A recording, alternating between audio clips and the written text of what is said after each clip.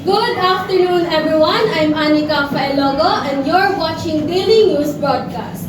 An update on the weather now. Typhoon Karina continues to bring powerful winds to parts of Luzon. Let's get the latest from Pag-asa forecaster Zam Santos.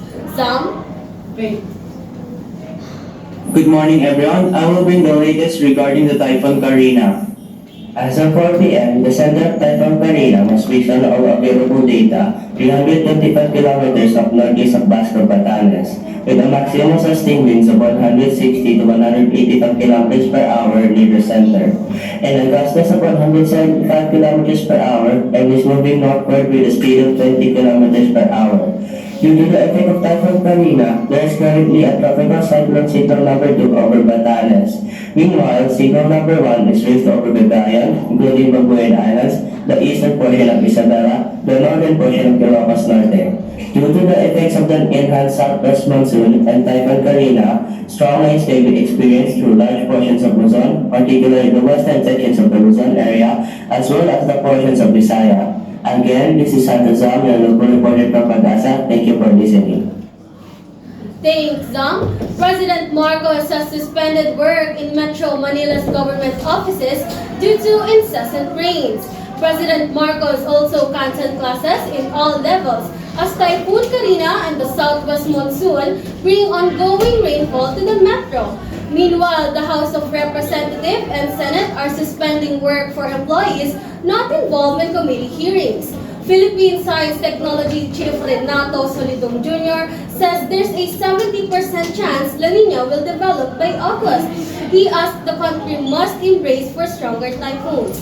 Now for a closer look at details, let's hand it over to Zam Santos on screen. Zam?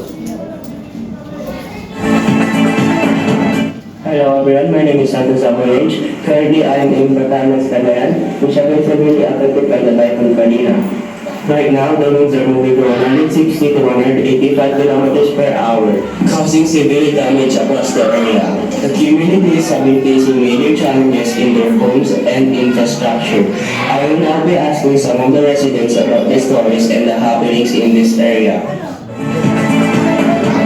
Because of lack of electricity, it was really hard for me to access online because of the class suspension.